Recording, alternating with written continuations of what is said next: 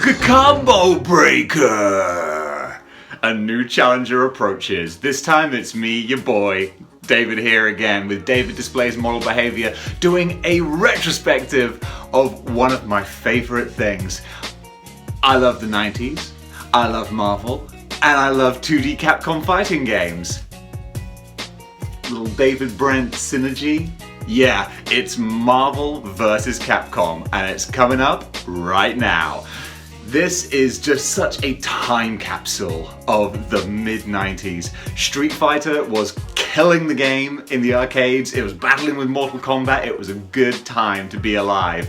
And it was time for Capcom to freshen up the series a little bit. So we had X-Men versus Street Fighter. X-Men Children of the Atom was just insane with their amazing characters that filled up the entire screen. Combined it with Street Fighter, big bang of 2D action. And then they decided to raise the stakes with Marvel Heroes versus Street Fighter, and then we came to Marvel versus Capcom. Now of course I don't have the Capcom figures, but I do have the Marvel figures. So let's build a Marvel roster and take a look at each iconic character that makes up Team Marvel. Coming in now, we're going to take a look at Venom. We are Venom.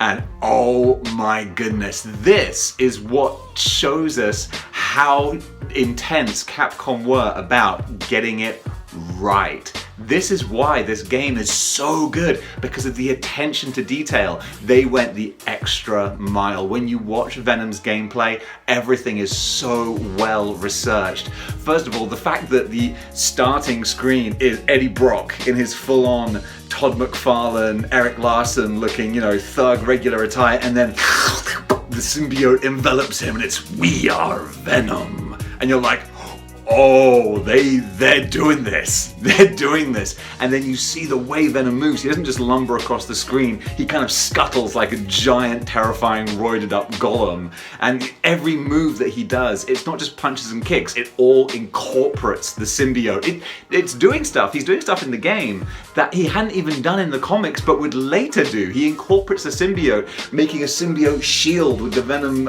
symbol on it, which of course we now know is the null symbol. That's right. I love that they did that in the comics, because it always seems stupid, like why did this alien decide to give Spider-Man a logo? And they actually went, no, this is like a religious symbol to them. I love that. Venom series is so good. So yeah, Venom, such a great introduction. I would love to have a blue variant of this figure to have like the Marvel versus Capcom style. What I don't have is the Venom, very similar to this from Venom Wave 1 with the Eddie Brock head, which I would really love because that captures that enveloping symbiote so well, so I would love to get that. But again, just Venom's offensive moves, the way that he will reach out and form a mouth with teeth with the symbiote, again, doing stuff that maybe had been done in the comics, but not much. This was really taking it to new heights and new levels of what the symbiote could do. The figure represented here is just lovely. I've done a little review of him before. The gnashing teeth, the green slime, the tongue. Oof, love this guy. But yeah, that figure represented in the game, just so great. And the voice work, the mannerisms, they nail Eddie Brock. Not only that, but they kind of predict the future a couple of times in this game, because not only do we have regular Venom, but we also have Red Venom, which is closely represented here with the Toxin figure. Let's put Venom down and take a little look at Toxin, or in Marvel vs. Capcom, Red Venom. Toxin, he was kind of a chase figure in the original Hasbro lineup, and a lot of people lamented that he has the teeth of a guinea pig slash gerbil, and it is odd, but it's kind of odd in a weird, grotesque way, and I kind of dig that. So I always have like a little special affection for this character. This character is what I would call like a boy. He's not very good, but I love him. Even though it's not a great character, I've got a lot of affection for it. And they capture him really well with the black around the eyes and then the yellow. And you can just about see, it doesn't show up very much, but he's got green on the tongue. And I remember when I got this figure, I was like, oh, if only they made like a big gnarly monster version of him.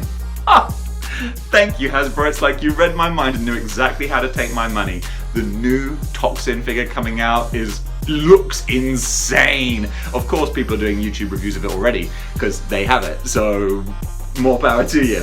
I'm not going to have him for a few months, I imagine. So instead, Toxin is still going to have some shelf space, or of course in Marvel vs. Capcom, Red Venom. But both of these guys, what a fantastic addition to the Marvel vs. Capcom roster. And now, Maximum Spider. This Spider-Man figure, this classic piece of Spider-Man, I feel represents the Marvel vs. Capcom Spidey so well, because the vintage wave one, the retro one, is nice, but again, he's too classic. 90s Marvel vs. Capcom is represented so well with Pizza Spider-Man, especially because Spider-Man's avatar in the game is like he's very sort of crouched and hunched, and you know, he's got his sort of stooped posture, and he moves again. It's Capcom putting thought and work. They obviously sat down, the artists, and thought, how would Spider-Man actually move? Because again, in the mid-90s, we hadn't had any Spider-Man live-action movies, proper ones. We had like the Nicholas Hammond ones. But now we actually get a look at how Spider-Man would move in a modern, artistic way. Because this was being developed at the same sort of time as the animated classic, you know, Western Spider-Man cartoon, which got so many people, myself included, into comics. So he's incredibly well represented in this figure here. They did a great job. This is still, even with the retro wave out, this is still my standalone Spider-Man favorite figure. Just so well with the big bug eyes, 90s look, and the way Spider-Man moves in the game. He's a fast twitch character. Look, I enjoy fighting games, I enjoy 2D fighting games, but I'm not an expert, so I can't tell you about hitboxes and balancing and all that kind of thing. I can just say he moves, leaps, jumps, spins a web any size. You know, you know the rest. So yeah, he's wonderfully well represented, and of course, if you're making a Marvel fighting game, you gotta have Spider-Man. You got to. Hyper combo finish! KO! Spider-Man. One for JJ. Now, if Spider-Man is the Ryu, no. Spider-Man's the Ken of Marvel fighting games, which means that this guy is the Ryu of Marvel fighting games. Wolverine, if you've got a brawler, you've got to have Wolverine, the franchise player of the Marvel universe, certainly of the Marvel gaming verse. Now, that's why there was so much controversy, I think, when Marvel started to phase out Wolverine and the X-Men, because Disney didn't own them at the time. People were like, come on son, you're cutting off your nose to spite your face here, and the fans are suffering. You've got to have a fighting game with Wolverine. You can't not. People love the crazy Canuck, and again, just mwah, chef's kiss, represented so well in this fighting game. I think there is a setting where you can play with the Bone Claws as well. I don't know if that's X-Men, Street Fighter, Marvel, Capcom. There's a whole slew of those games, and I'm no expert. I'm just a casual fan who loves these guys. So again, well represented with the 90s tiger stripe costume. Just a big bang of bright yellow and filling up the screen. Drill Claw! Such a great figure, such a great representation, and no fighting game is complete without him. Wolverine, win! Now obviously with fighting games, things can get a little bit rough and ready, a little bit crazy, and you need someone to step in and be like, lads, let's keep our heads. And that's where you need Captain America, the Sentinel of Liberty. Love this guy, love this figure. One of my top 10 favorite Marvel legends. And it was so great to see Captain America represented in a 2D fighting game. Because again, in the mid-90s, this was way before the MCU. As if I need to tell you that, I don't. But so Captain America, Iron Man, they weren't staple characters, they weren't big franchises. Obviously they were kind of iconic, but people didn't really care about them. They didn't occupy much mind space to the general consumer. So to see them get their due, get their representation in the 2D fighting game genre, oh, it was so satisfying. And again, they do such a good job of doing justice to the character of Captain America. He represents so well. He's a great fighter to use, and they capture that stoic power of Steve Rogers on there in 2D in that wonderful Street Fighter Capcom animated style. So good to see him represented, and an absolute staple going forward of Marvel fighting games. Of course, now we have the newest figure in my collection, and what an addition he is. War Machine. Oh my goodness, look at this guy. If you watched my unboxing, which I hope you did, you would appreciate how much I love this guy with all the effects coming off of him there.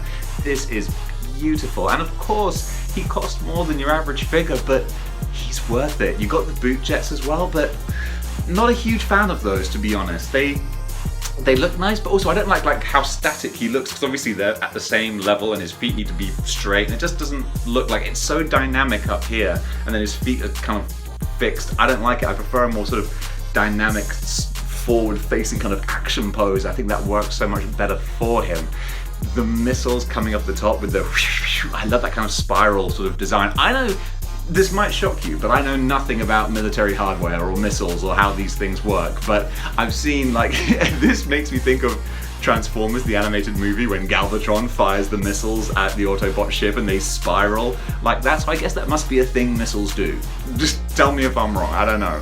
But what I do know is that War Machine is just, this makes me think so much of the 90s. I love it. This is 90s costume. They've got to do an Iron Man repaint. They've got to do an Iron Man 90s repaint, because this is just, did I do a chef's kiss earlier? Mwah, again. Perfect, perfect. It's a perfect figure. And in the game, the fact that they include War Machine is great, because again, Iron Man was not a franchise like he is today. So really, War Machine is kind of just an Iron Man palette swap, but they do enough to make him his own character as well. War Machine will always have the big guns on top. He's gonna have his screen-filling super moves. And again, it's not just a character where they went, oh, okay, we'll just throw him in and give him Iron Man's moves.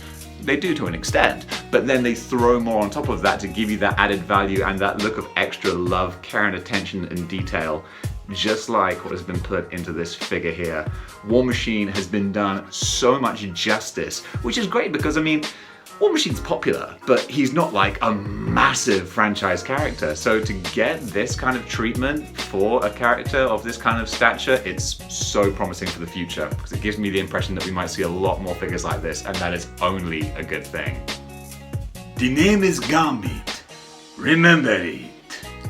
Gambit. And the 90s were very good to Gambit. People loved Gambit in the 90s. Again, this is time that we were riding high on the X-Men animated TV show. So Gambit was a big money player. I dare say he still is. I mean, people love the Raging Cajun. Do you remember the name's Gambit, remember it? That was a thing. That was a thing they were trying to get over. Was Gambit's catchphrase in the comic books. I'm trying to lean over this way because I'm getting a lot of glare from the sun.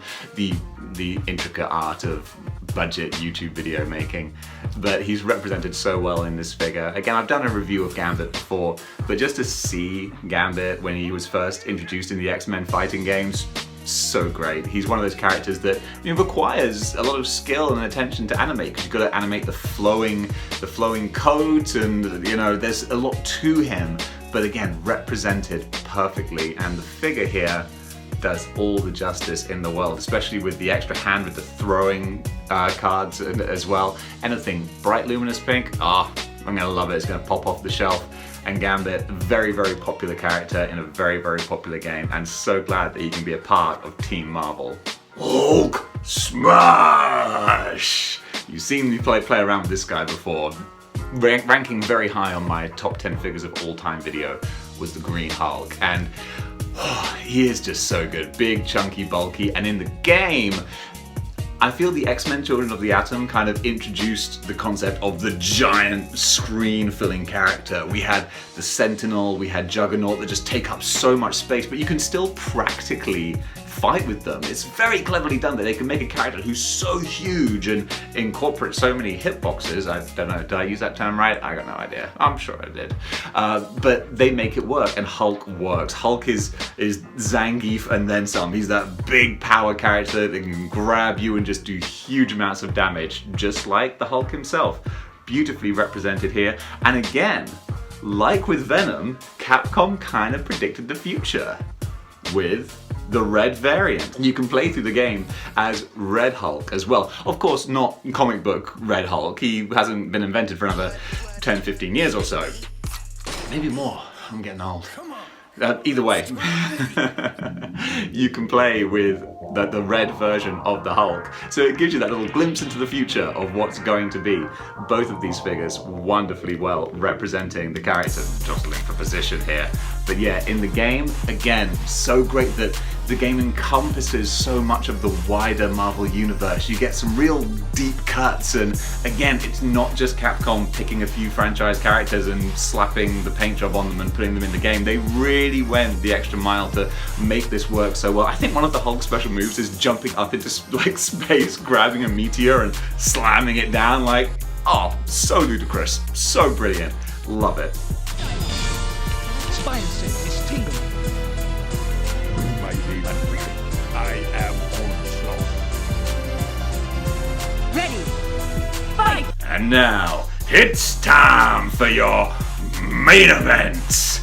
The big bad of the game, Onslaught. Oh, I was so stoked to see Onslaught actually appear in a 2D Marvel fighting game. I didn't know. Again, we didn't have the internet back then. We didn't know all these things. So to see Onslaught pop up in the arcade was just breathtaking. I was like, oh, you did it! You put Onslaught in the game! And I mean, this builder figure is just absolutely wonderful. I dig this guy so much. This is the first stage of Onslaught, and this is another thing that we get. We get the multiple boss iterations, the evolution of the final boss, because we have initial Onslaught, but that's not all. And when, you know, this guy's apparently, I had never got this far, honestly, but this guy is a monster to try and defeat. But again, represented so beautifully on the screen, like, they nail it, like everything, the detail, the attention, so much so that we get the second phase of Onslaught. No one is safe. Toy Biz Beetle Bug Onslaught. This is I think one of the only Toy Biz figures I have, because I mean, come on, how could I not have the Onslaught bath, because this is just so fantastically represented. I love Beetle Onslaught. I love the way they evolve the character throughout the Onslaught story, and the fact that they then include this in the game as well, in the huge screen filling example of how they draw him. Can't even fit the entire figure on there, or the entire character on there. Don't know how they actually programmed that to work in a 2D fighting game, but they did, and it's just fantastic. And this figure represents that Joe Madureira style bug beetle, like little mandibles and the shell coming over the top. It's just wonderful. In the game, he looks awesome. And then there's another sort of nod to the attention they pay to the characters and the designs. When you defeat him, you get Professor Xavier, in like his black unitard that he was pictured as in the comics when he was inside Onslaught. You have him collapsed on the floor, defeated, and hopefully liberated and saved. So yeah, what a fantastic final boss, and what a fantastic figure to round out Team Marvel. And there we have it, folks. That was the retrospective of Marvel vs. Capcom, the first Marvel vs. Capcom, and Lord knows it snowballed and spiraled and just went crazy from there. And I kind of exited out of the series a little bit. I'm not good with the super fast button mashy. I need a bit more slow tactical nuance. I'm just not that good of a gamer. I love them, but I'm not good, and they only get harder.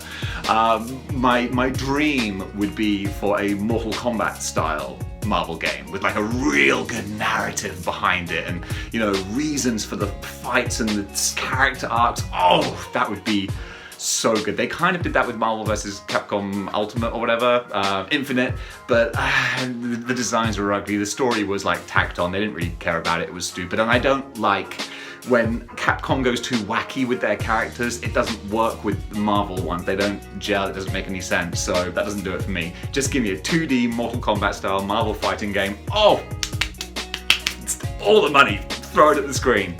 Guys, thank you for watching again. This has been such a fun deep dive retrospective back into a very sacred part of my 90s childhood. If you enjoyed the video, please like, share and subscribe, because I love getting more and more of these out. It's really heartening to see so many people commenting and, you know, giving me their input, what they like, what they don't, their thoughts on the topic of the video that I'm covering. This has become such a fun hobby. I'm getting such a kick out of it, and it's opening up all kinds of doors and connections to other people, other creators. I'm just having a blast doing this. So, as I said, like, share, subscribe. I don't think anyone's shared these videos, which is fine.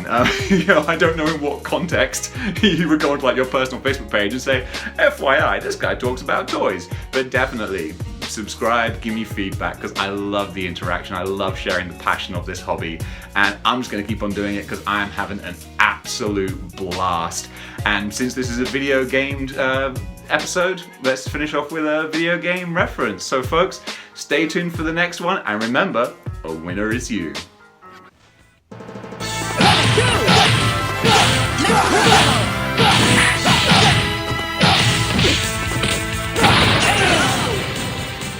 Venom, Give up, win. spoil sport.